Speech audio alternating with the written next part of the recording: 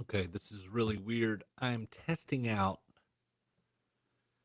Uh I'm testing out live streaming. I want to start talking to you guys and doing a live stream and possibly lessons on, and I wanted to have the camera set up so that it would show the point of view and I could switch back and forth. I'm going through Riverside. I don't know.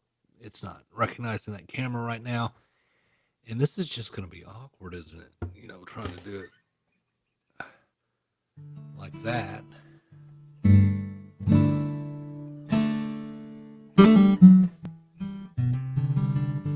I just uploaded a video about your version of great, and I think that's really what it all boils down to. Man, guitar people can be snobs and be some of the meanest people on the planet. They can also be some of the salt of the earth, greatest people you'll ever meet. But everybody loves to poo poo others, and be like, well, he sucks. He's no good as a player, blah, blah, blah. And it makes you not want to start, you know, sometimes. But your version of great, the guitar is a beautiful instrument and you can do so many things with it. It can be a lead instrument, it can be rhythm, and with finger picking, you can kind of do both, like a piano. You can play bass lines,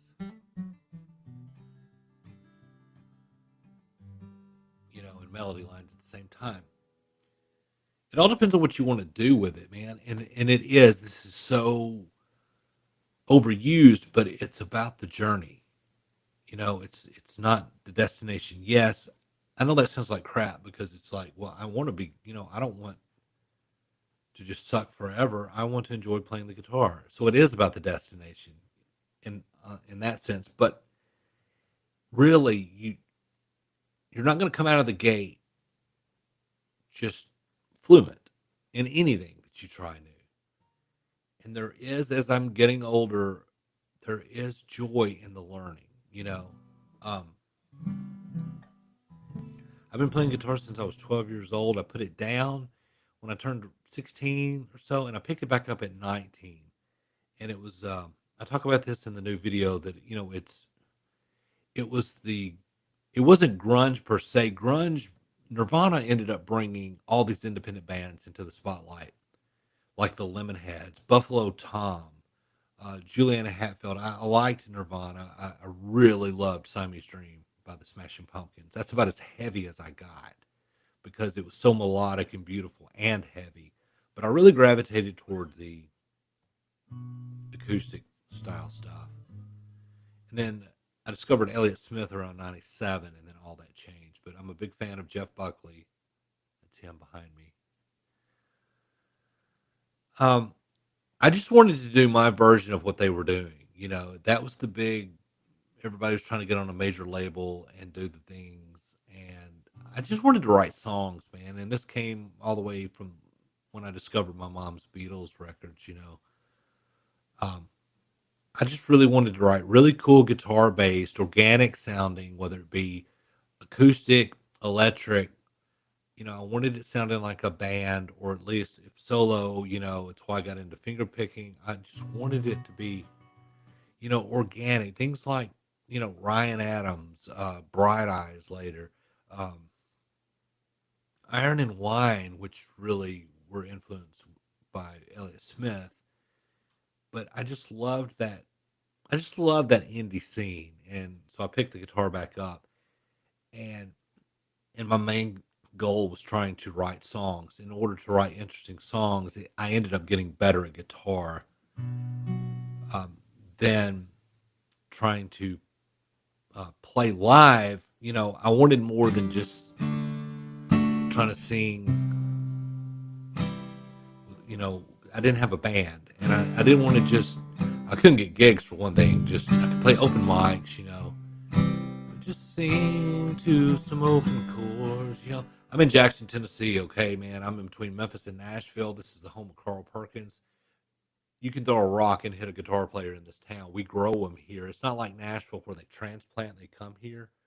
Um, like I said, Carl Perkins was from here. W.S. Holland, his drummer, who was also Johnny Cash's drummer, from here. This whole West Tennessee thing, man, there's something in the water. You know, when Elvis moved to Memphis from Tupelo, I mean, it was just the convergence of all these influences. Country music in Nashville, the Southern gospel, the black gospel music. Um, it's what made the blues. It's what made rock and roll. And this is kind of the heartbeat of it. This is where it kind of went down. Um, so I couldn't really play in a band, and cover bands are big here. Like I guess they are in every town. I never was that interested in playing other people's stuff, but in the beginning I had to. So anyway, playing guitar was a means to an end for me. I loved the guitar, um, but it was really a way for me to try to come up with melodies.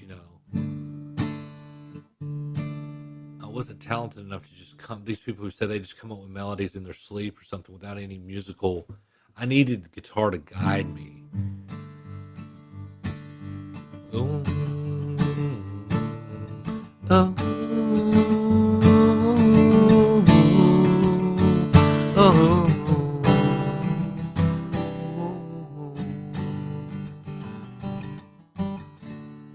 just being able to do that back in the day, I couldn't do. My ear wasn't developed enough.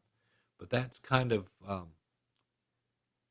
why I used guitar, you know.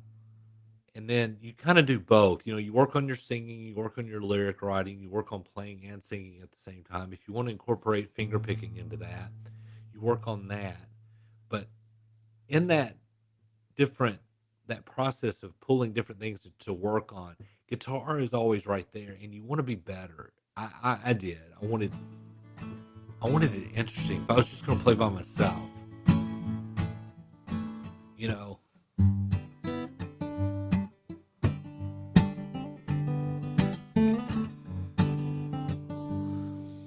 but that might not be you. You might want to just learn some songs just to sing or play along with. I don't know if playing along with the radio is the thing anymore since everything's streaming. But it's the same concept. In fact, it's better because you can just play it and replay it. That's how I learned in the very beginning. Was I'd tape songs to off the radio and then try to figure out the guitar parts. I remember when Van Halen covered "You Really Got Me" of the Kinks. I had that on cassette. And I just kept rewinding it. I was like, okay, and I could tell that was an E. And there was a lot of times I didn't have a tuner, and I would just tune to like that song. But if that may be all you want to do, and that's great. That is your version of great. You don't have to be, you know, you do what's true to you. So, that you might be using guitar as a tool to songwrite. You might just want to sit around with family and friends and play and sing or sing gospel songs you know, um, or you may just want to blow off steam and just learn it for that. Or you may want to get into metal and genres that I know nothing about. But it all starts with the fundamental basics, of getting familiar with the fundamentals, how to make all the notes ring out, um, how to have rhythm, how to make chords, what are the basic chords. All this stuff just repeats up the neck. That's why you can put a capo on and play a D-shaped chord, and it's sonically it's another major chord, but it all just repeats up the neck. And once you learn how to kind of do the fingerings on all that stuff, it starts to make sense. But you have to have the fundamentals down first.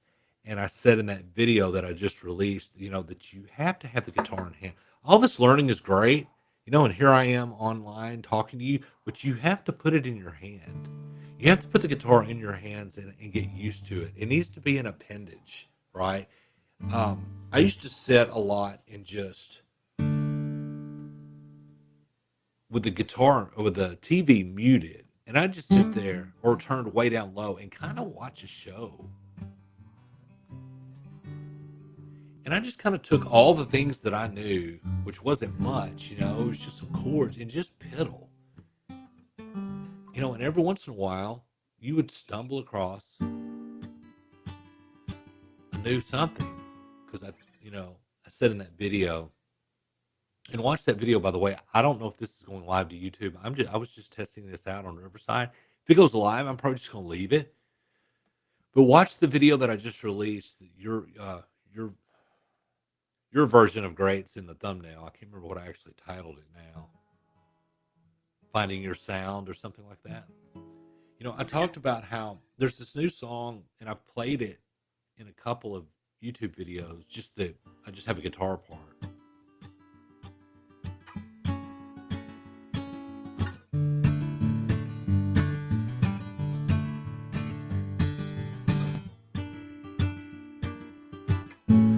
I talk about in that video how I came up with that by accident. It's just an A major 7 shape, and I hardly ever. The chord's a little dressy for me. It sounds a little cheesy, a little 70s. But if you add an A major, and then go to the A major 7, and then go to the A7, that's cool, man. That's very Beatles-esque, right? But I don't play an A major 7 a lot. But I took that shape, and I was just sitting there, probably stressed out about finances or work or something, you know. I was like, wow, that's pretty. I slid it down. I realized that open string goes with that A.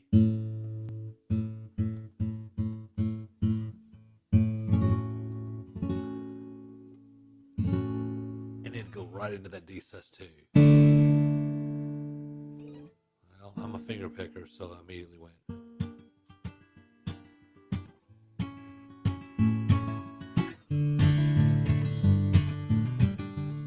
That's the kind of magic that happens. Tom Petty used to talk about that all the time, that songs would just fall out of the sky.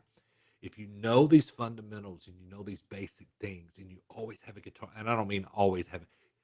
I mentioned in the video that Jimi Hendrix fell asleep playing guitar. He would go to sleep with the guitar. You don't have to be that involved, or you can, you know. But like when you're not doing anything, like I said, I used to just do it while I was just kind of looking for something to watch on television. I just pick it up. I always had it by the couch, you know. A trip to the bathroom, instead of staring at your phone, you know, the old reading the newspaper. Now everybody looks at their phone. Well, take your guitar in there. Buddy of mine I used to write songs with, he'd send me he'd send me recordings. You could hear all this reverb in the thing. It's because he was in the bathroom, you know, taking a deuce. But he was in there, and he would come up with some of his best stuff on the toilet, man. You know, there's something to be said about it. It's not the muscle memory thing is the biggest key, because all the book learning and stuff, you can learn as much or as little as you want. The muscle memory is everything. I know some people who are very book smart about music, and when they play, you know, they're playing all the right notes, but man, there's no soul to it. And it's weird, you know. You can't really put your finger on it. It doesn't sound bad, but it doesn't sound great. It doesn't move you, you know. There's just something about finding your own kind of, you know, I came up with this half finger picking. I wish this mic, let me move this mic. That would probably, if I had planned this better, that you would be able to watch a lot better, I guess. But I did this half finger picking, flicking. That thing I told you I was coming up with. It's half finger picking, half strumming.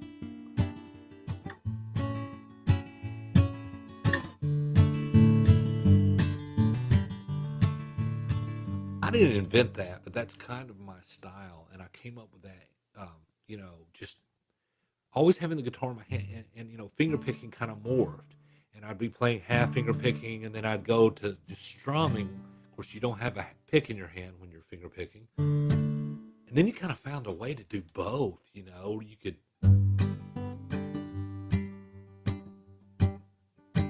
Anyway, enough about that. If you're not interested in that, I'm just saying the things that you can do most of your best ideas are not your ideas. They just come to you. But you have to be in the you have to be you have to set yourself up to be there when it happens, right? You have to know the fundamentals, and then you have the guitar in hand. So when that inspiration hits, and it may be your ear catching it later because you just start kind of going. You're just kind of it's almost like a nervous tick. You're just goofing around.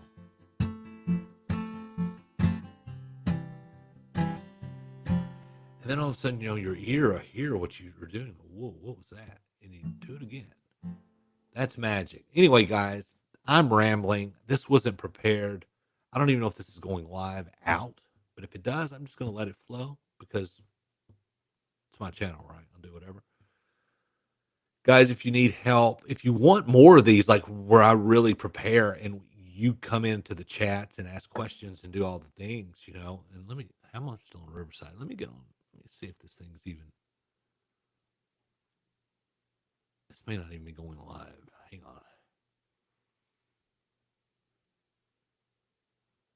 Remember to guard your privacy. Yeah, I don't even know if this is working, guys, but if it is, I'm going to talk to you as if it is. I'll get the bugs figured out on this technology stuff, and we can get in here, and I hope I can get this camera where I can use the second camera to do the my POV, to do your point of view on this. I think that would help. And we build a little community here, and I can tailor it. It give me ideas to make other videos, but also it's some stuff that you may not have to wait for that for. If you want to ask me some things in real time in the chat, and then I can address.